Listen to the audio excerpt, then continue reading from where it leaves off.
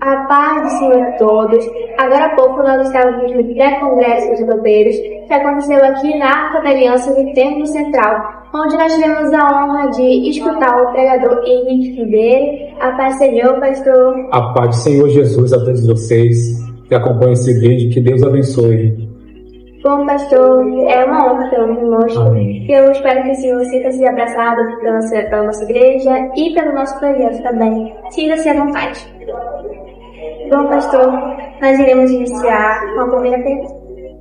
A primeira pergunta ela é baseada em 1 Coríntios, capítulo 11, versículo 1, que Paulo fala: "Sede meus imitadores, assim como eu sou de Cristo." Bom, pastor, baseado nisso, a pergunta que eu faço para o Senhor é: como nós podemos ser um exemplo de integridade em nossas ações?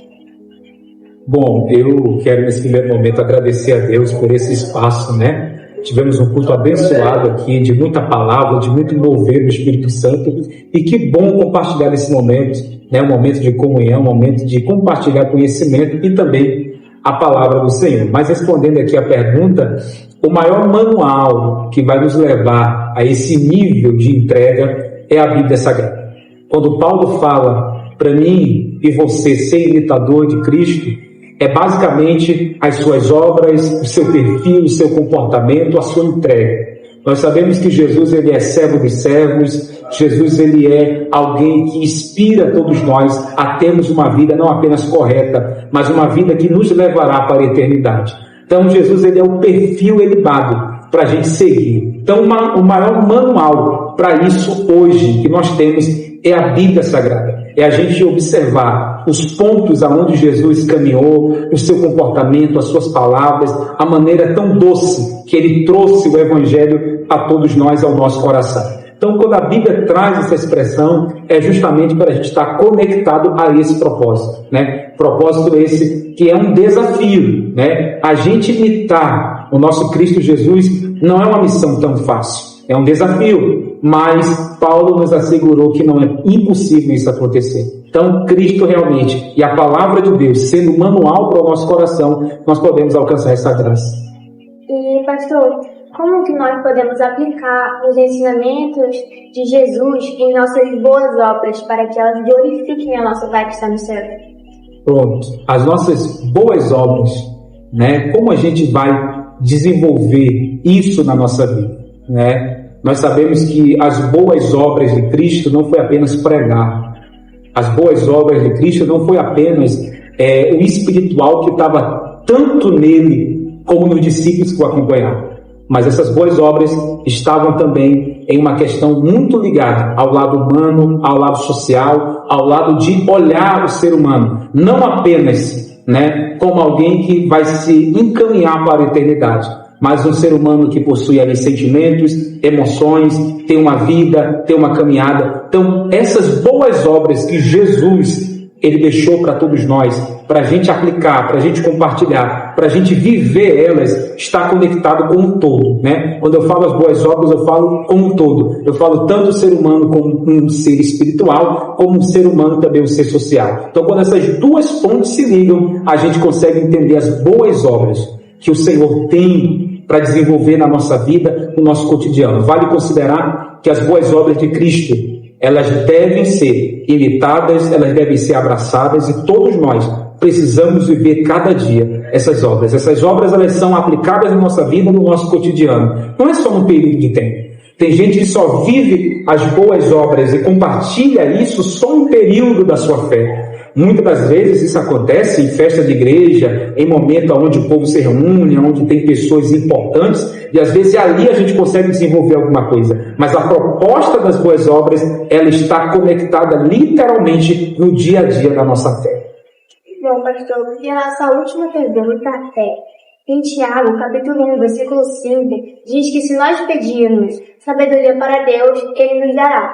Com base nisso, pastor, como nós podemos discernir a vontade de Deus em nosso ministério? Pronto. Ela escolheu um texto aqui muito bom. É o texto de Tiago. Eu sou alguém que tem um amor pela carta de Tiago. A carta de Tiago inspira o nosso coração, a nossa vida. É tanto que Lutero chamava a carta de Tiago como a carta de palha, né? Uma carta ali que tem um sufrágio, que tem informações preciosíssimas para o nosso cotidiano de vida. Eu só quero aqui, antes de responder, reiterar aqui um ponto muito importante. Se você quer uma palavra para o dia a dia da sua vida, leia o livro, leia a carta, a epístola, segundo escreveu Tiago, que isso vai te auxiliar muito no dia a dia da sua fé. Né? Mas Tiago fala em um ponto de sabedoria. Quem pede sabedoria a Deus, Deus entrega sem medida. Né? A sabedoria de Deus o princípio dela é o temor, né? O princípio dela está conectado a esse respeito, a essa admiração, a esse ponto que a gente resguarda, né? A santidade de Deus. Então, essa sabedoria, quando a gente pede de Deus para efetuar, né, o nosso chamado, a nossa vida com Deus, a nossa caminhada, nós precisamos ter uma mente aberta para entendermos, né, e reconhecermos que precisamos aperfeiçoar a sabedoria, buscar sabedoria, abraçar essa dádiva que Deus nos entrega. Quem busca, Deus entrega sem medida. Sabedoria para você falar, sabedoria para você conduzir um departamento, sabedoria até para você desenvolver as coisas mais simples da vida. Quer ser um pai, quer ser mãe, quer ser uma mãe, quer ser um esposo, um filho. Em todos os âmbitos, a sabedoria ela transita. Mas eu quero dizer uma coisa para você. Quando se trata do nosso chamado, quando se trata de uma escolha divina, quando se trata daquilo que Deus tem para a nossa vida, a sabedoria, ela é uma coluna fundamental. Porque quando a gente tem essa sabedoria, você pode ter certeza que você vai desenvolver com excelência tudo que vir para as suas mãos. E uma prova disso é esse momento aqui. Esse momento aqui está sendo gerado de uma maneira excelente, a um nível de excelência. Por que é um nível de excelência? Porque tem uma sabedoria que conduz, que cresce, que agrega. Então eu quero declarar para a sua vida, nesse finalzinho agora, que se você quer ter tudo de Deus e quer desfrutar do melhor dessa terra, você vai ter muitas oportunidades na vida, muitas portas vão se abrir, mas busca a sabedoria, porque a sabedoria ela não vai apenas abrir a porta, mas vai manter a porta aberta. Glória a Deus, aleluia. Deus muito abençoe. Obrigada, pastor. Amém. Por dedicar um pouquinho do seu tempo para estar conosco e para nos atender. Amém. Que Deus abençoe grandiosamente a sua vida, seu ministério, a sua casa.